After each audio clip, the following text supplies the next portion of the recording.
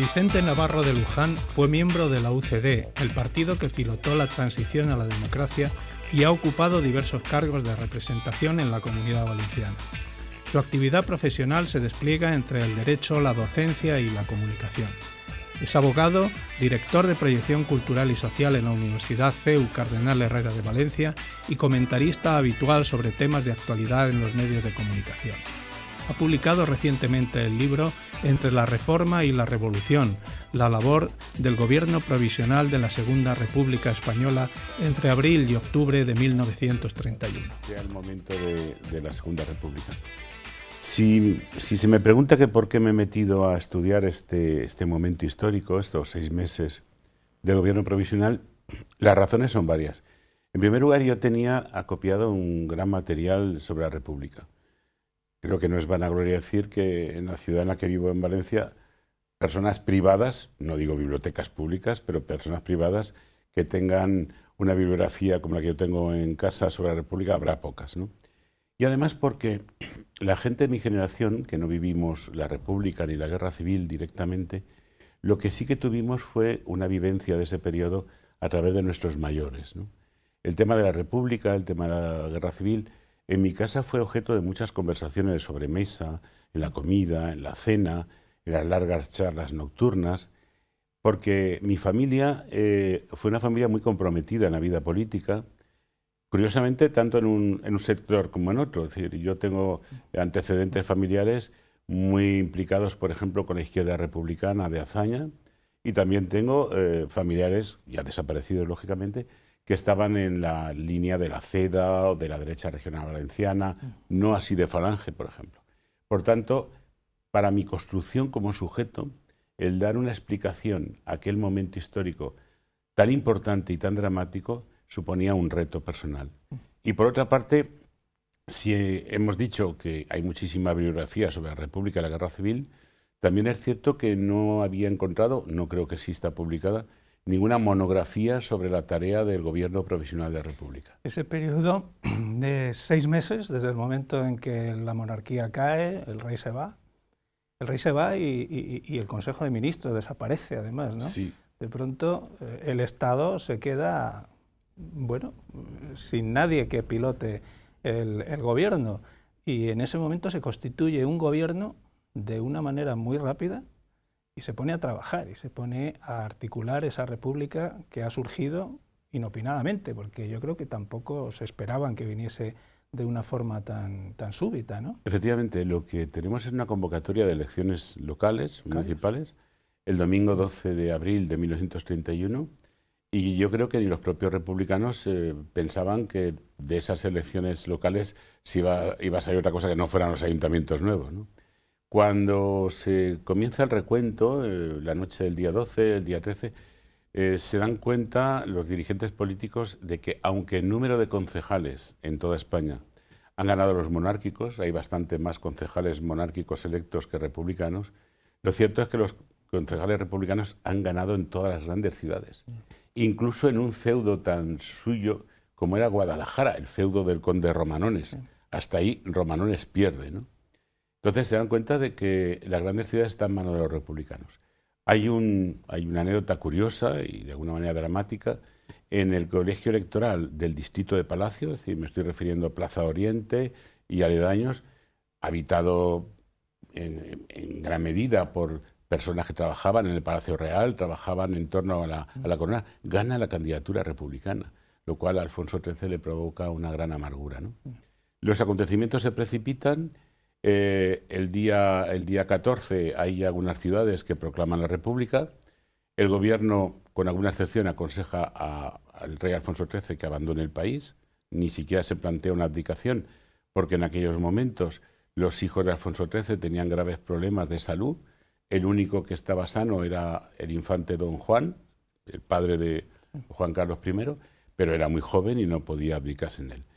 De esta forma, el día 14 de abril, el rey coge un coche, se va a Cartagena y embarca en Cartagena hacia Marsella.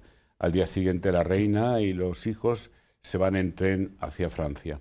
Se constituye un gobierno presidido por un exministro de la monarquía, don Niceto Alcalá Zamora había sido ministro de la Guerra en un gabinete liberal, Y la constitución de este gobierno sí que supone una ruptura total con la anterior vida política española. ¿Por qué? Pues porque por primera vez entra en el gobierno los socialistas, con varias carteras. Entra en el gobierno un partido enormemente radical, que se llamaba Partido Radical Socialista, y entra en el gobierno nada más y nada menos que el gran oriente de la masonería española, que es don Diego Martínez Barrio. Entra la gran figura del republicanismo, también Azaña. Hay una situación muy curiosa, y es que el gobierno toma posesión, salen sus nombramientos en la Gaceta del 15 de abril del 31, lo he comentado a veces esto en tertulias porque es muy curioso, y la Gaceta se olvida de cesar a los ministros del último gobierno, de manera que su cese se produce días después. Así que durante unos días, al menos en la Gaceta de Madrid, el boletín oficial diríamos ahora, tuvimos dos gobiernos, el gobierno supérstite de la monarquía y el gobierno nuevo. A partir del momento que toma posesión, el gobierno inicia una serie de cambios realmente rápidos y profundos. He de decir que el primer conflicto con el que se enfrenta el gobierno, nada más tomar posesión, es que Macià, en Cataluña, proclama la República Catalana. Hasta el punto de que hay que mandar a dos ministros en avión. Imaginémonos, en el año 31 coger un avión y largarse a Barcelona en un avión de estos de hélices que, en fin, que casi funcionaban con pedales, se van corriendo a pacificar la situación. Hay una promesa a Macià de que se va a aprobar el Estatuto de Cataluña como una de las primeras medidas de la República, pero es un dato curioso, hay un paralelismo con el momento político actual de España, que el primer gran problema que tiene la República es precisamente el problema catalán. No es el único, porque efectivamente hubo problemas serios a los que se tiene que hacer frente en ese momento el ejército, bueno, bastantes cuestiones, y además con el objetivo, primero, de hacer unas elecciones que debían ya configurar un nuevo Parlamento, unas elecciones generales, y luego una nueva Constitución. ¿Por qué es tan interesante, son tan interesantes esos 6 primeros meses de ese primer gobierno provisional que se hemos llamado ahora con el tiempo, ese primer gobierno provisional? En esos 6 meses, ¿qué ocurrió en líneas generales con esos grandes problemas de Estado que tenía planteado? Bueno, es un momento cronológicamente muy corto, del 14 de abril del 31 a la madrugada del 13 a 14 de octubre del 31, momento en el que dimite Alcalá Zamora y dimite Miguel Maura, pero es un momento trepidante. Hay que pensar que nos encontramos con los efectos de la crisis económica mundial del crack del 29 en España. Hay una situación social que en estos momentos no nos podemos ni imaginar. Hay hambre, no hay prestaciones de desempleo, por ejemplo, que en una situación como la pasada estos años, pues mitiga la tensión social. Está el problema catalán, está la actitud de la CNT, que es totalmente contraria al nuevo gobierno, como lo sería cualquier forma de Estado. La CNT, desde el primer momento, es un dolor de cabeza para el gobierno de la República. Nada más proclamarse y tomar la posición el gobierno de la República, se convoca una huelga salvaje en la Telefónica, huelga que durará semanas, meses, que crea una situación tremendamente compleja. Tenemos otro problema, la fuga de capitales. A partir del momento en que se proclama el nuevo régimen, el capital tiene miedo y comienza a producirse una gran fuga de capitales, lo que entonces se llamaba hay una expresión muy divertida que es la emigración de capital. Hasta tal punto la situación es grave que imaginémonos que el gobierno toma la decisión de estampillar los billetes para aflorar el dinero negro y para impedir que el dinero escape al extranjero. Es decir, se da un decreto por el cual, en el término de 3 meses, en los únicos billetes que sean aceptados sean aquellos que estén estampillados, es decir, cuñados con un cuño especial de la República. Cuño que se podía poner en las sucursales bancarias o en el Banco de España. De esta forma, quien tenía el dinero oculto o lo estampillaba o perdía su validez y no lo podía exportar. Imaginémonos qué situación había, ¿no? O falsificaba un sello. O falsificaba un sello también. Y además, en fin, España es un país con gente con bastante habilidad artística y con bastante capacidad de pensar. Es un momento tremendo. Se inicia la reforma militar de Azaña, que es una reforma que, vista con la perspectiva de la historia, Yo creo que es una reforma muy inteligente. El ejército necesitaba una reducción de plantilla en cuanto a jefes generales y oficiales, y es una reforma interesante desde el punto de vista militar, bien valorada por muchos críticos, hasta el punto de que en un libro publicado en los años 70, Mis conversaciones privadas con Franco, su primo hermano, Francisco Franco Salgado Araujo, cuenta que a su primo, a Franco, la reforma de Azaña le parecía necesaria y le parecía imprescindible. Lo que ocurre es que Azaña la reforma la hace con el carácter propio suyo, que es un carácter muy agresivo, es un carácter muy duro, es un carácter que le enfrenta por su propia forma de ser, su forma de hablar, le enfrenta con determinados dirigentes del ejército, pero desde el punto de vista técnico hay que decir que es una reforma positiva. El modo en que la vendió a los jefes no siempre fue un modo muy agradable, ¿no? Hay otra cuestión que usted sostiene que fue una de las claves importantes del fracaso en ese momento de la nueva Constitución y del nuevo régimen, que fue lo que venimos llamando el problema con la Iglesia o la relación con la Iglesia. ¿Qué ocurrió en líneas generales, de una manera en breve? ¿Qué ocurrió con el nuevo planteamiento que hizo el Gobierno de la República? Porque inicialmente la Iglesia no se opuso a la República, ¿no? No. En aquellos momentos la Iglesia tenía como órgano oficial, la Iglesia española, un periódico que se llamaba El Debate.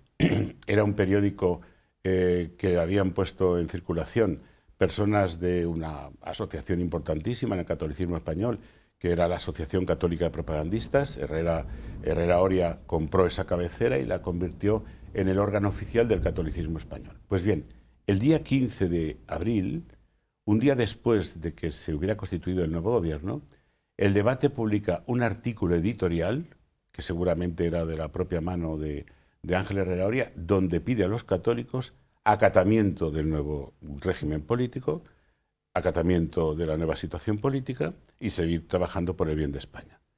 Pero es que el conjunto de obispos españoles, salvo dos, en esos días hacen declaraciones de acatamiento al régimen constituido, aconsejan a sus fieles y a los sacerdotes que acepten la nueva situación política y que trabajen dentro de ella por el bien común.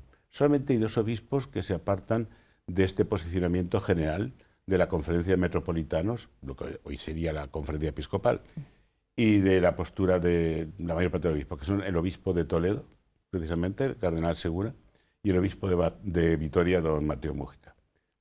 Salvo ellos dos, todos admiten el nuevo régimen político.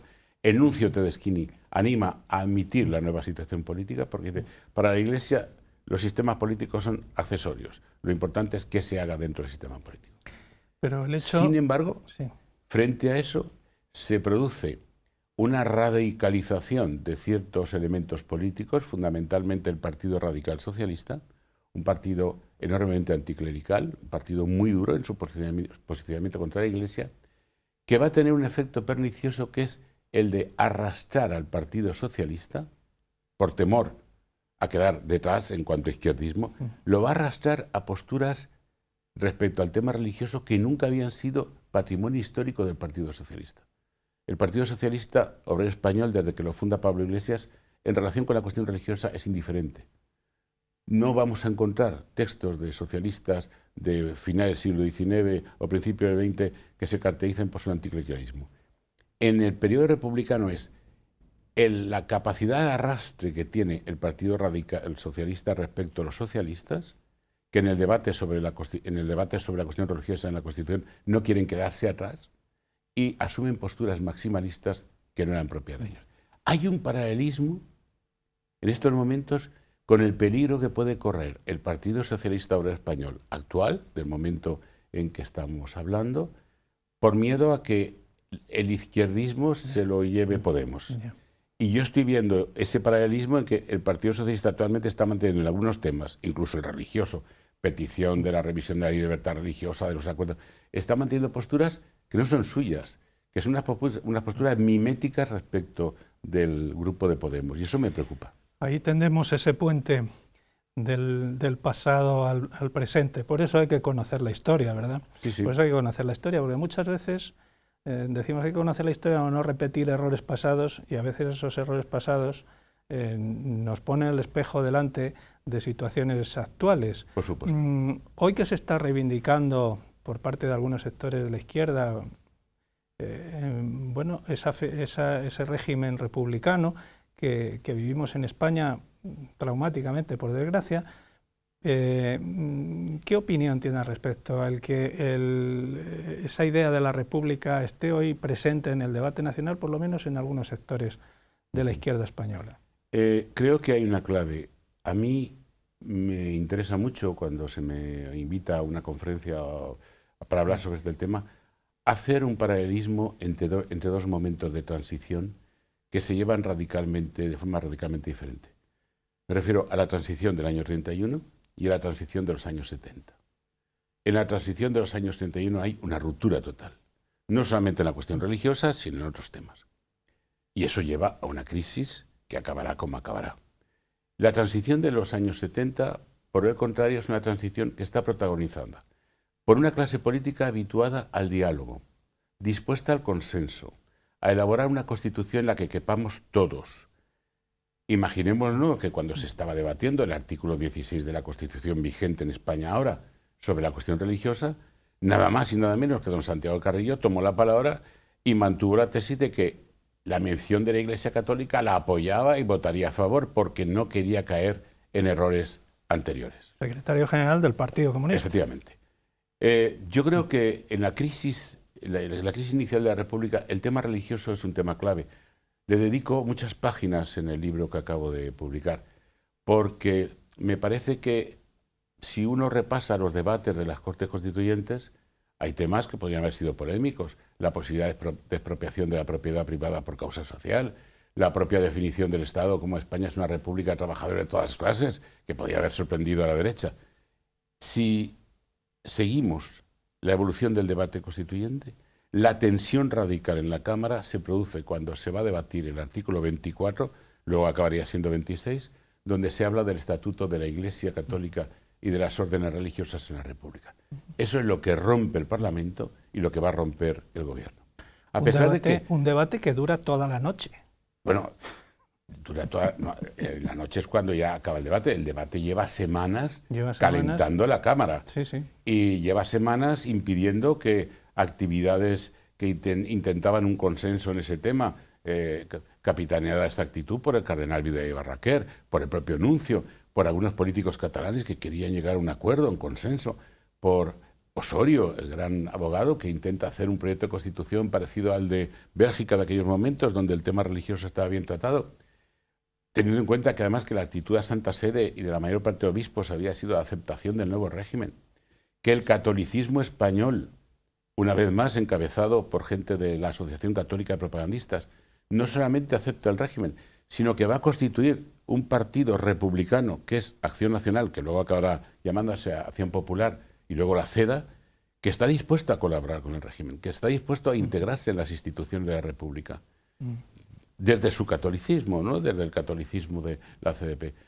Esos intentos de consenso se estrellan en el Parlamento ante esas posturas radicales encabezadas por los dos ministros Marcelino Domingo y Álvaro de Albornoz. Álvaro de Albornoz publica pronuncia un discurso incendiario dentro de la Cámara, que cualquier español que lo leyera ahora se asombraría de la violencia que un ministro puede expresar en la Cámara. Y yo creo que esa es la ruptura.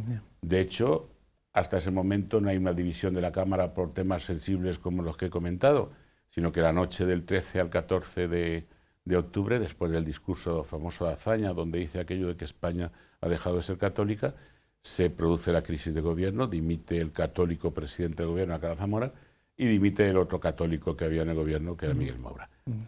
¿Y cómo dimiten? Anunciando que su bandera política futura va a ser la reforma de la Constitución, que no había sido todavía había sido aprobada, ni aprobada ni y ya se estaba hablando de reformarla, claro, con lo cual es un mal comienzo. Tremendo.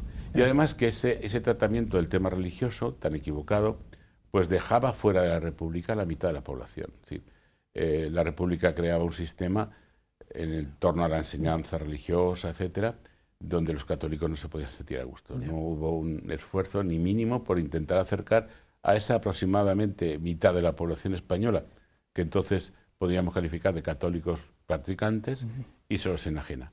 De hecho, grandes protagonistas de la República, como el propio Azaña, al final de su vida, cuando escriben ya en sus postrimerías y hacen un poco balance de su vida, Azaña dirá que una de las claves del fracaso de la República fue lo mal que se trató el tema religioso. Me preocuparía que ahora volviéramos Eso iba a a errores decir, del pasado. transponiendo ahora la situación al tiempo actual, ¿cree que el hecho religioso hoy está cerrado o lo seguimos manteniendo abierto en la sociedad? Yo creo que el hecho religioso quedó bastante bien cerrado en la Constitución del 78, en el artículo 16. Creo que estuvo bastante bien cerrado. ¿Por qué? Pues porque se declaraba la aconfesionalidad del Estado, el Estado no tiene religión, se declaraba la libertad ideológica, religiosa, de conciencia y de cultos, y solamente hay una referencia a un tema que es algo que es real en la historia de España. La Iglesia Católica en España había tenido en su historia una presencia especial. Y se plantea la posibilidad de llegar a acuerdos con la Iglesia, pero con la Iglesia Católica y con las demás confesiones religiosas. Porque si es verdad que el Estado español tiene acuerdos suscritos en el 79 con la Iglesia Católica, tiene otros acuerdos suscritos con la Conferencia de Iglesias Evangélicas y con algunas comunidades islámicas y con alguna comunidad judía. Por tanto, no es una cuestión que suponga un privilegio para la Iglesia Católica. Lo que pasa es que sociológicamente, dado el número de protestantes, de judíos, de católicos, de musulmanes que hay, pues lógicamente en la sociedad nuestra tiene más presencia esa confesión religiosa que otras. Al contrario de lo que puede ocurrir en Inglaterra, donde la presencia mayor es la religión anglicana y no la católica, pero eso está en función de una situación sociológica. Creo que remover ese tema no aporta nada positivo a ninguna fuerza política y nos puede retrotraer a un debate que yo creo que la gente de mi generación y la gente de mayores lo dábamos por totalmente resuelto. Es algo que además desde el punto de vista operativo no va a suponer ninguna mejora de la vida de los españoles, no va a suponer ninguna mejora de la crisis económica, sino que es una cuestión puramente ideológica en el peor sentido, una especie de obsesión, yo lo calificaría obsesión, tampoco mayoritaria, sino una obsesión radicada en ciertos grupos políticos hoy por hoy minoritarios. Sí, pero que está ahí presente. El hecho de que el hecho religioso se circunscriba al ámbito privado, ¿no? Por parte de algunos, esta es la clave. Es decir, el hecho religioso es algo que forma parte de lo privado, no debe estar en la vida pública. Bueno, como si fuera algo que se debe esconder cuando formamos parte de una cultura, de una tradición, de una historia que sin el hecho religioso no se entiende, ¿no? ¿Y cómo ve ese planteamiento de que el hecho religioso se tiene que apartar de la sociedad? Yo creo que es un planteamiento falaz, obedece a una opción ideológica determinada, ¿no? Es una opción que ve en lo religioso algo negativo, que ve en lo religioso algo que priva al ser humano de derechos y demás. Pero si podemos estar en una sociedad donde es legítimo que determinadas manifestaciones deportivas tengan su presencia, y tanto que la tienen, en la realidad cotidiana, o cualquier otra manifestación de tipo social, ¿por qué el hecho religioso no? Además, si se plantea el tema desde una perspectiva razonable, hace unos años, un gran filósofo alemán, no católico, agnóstico, Habermas, en uno de los libros que publicó decía que era absurdo que los estados persiguieran el hecho religioso, porque el hecho religioso en términos generales siempre suponía un elemento de pacificación, de equilibrio, de beneficio de la paz social, salvo alguna manifestación religiosa que fuera fanática o radical. Por tanto, una persona tan alejada de un planteamiento de confesionalidad católica como Habermas reconoce que las confesiones religiosas aportan equilibrio, aportan paz social, aportan elementos positivos. En España, cualquier observador que no sea sectario ha de reconocer que en estos años pasados de crisis económica, las instituciones pertenecientes a la Iglesia Católica, no solamente la Iglesia Católica, también algunas congregaciones protestantes y demás, han aportado una ayuda a determinadas situaciones de necesidad que no han implicado ningún perjuicio para la sociedad, sino que al contrario han sido un elemento de equilibrio, un elemento de salud, de sanación, de situaciones de pobreza, situaciones de marginación. Cualquier político razonable ante eso tiene que reaccionar sin ningún tipo de rechazo.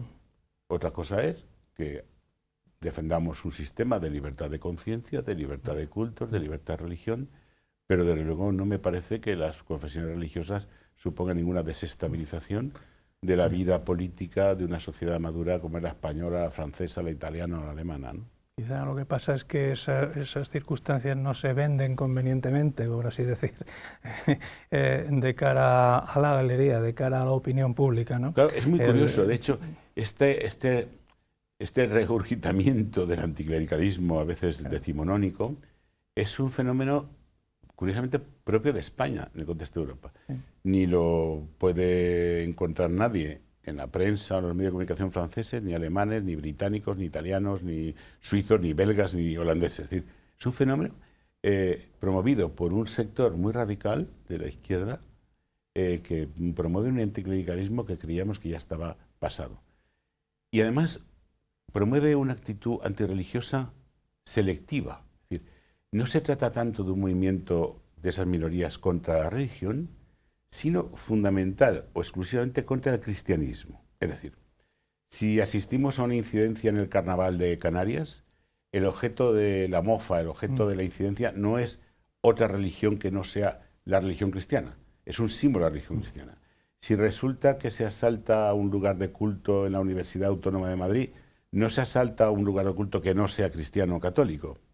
Es curioso que haya una selectividad en la agresión respecto a no digo las confesiones religiosas cristianas, sino la católica dentro del cristianismo.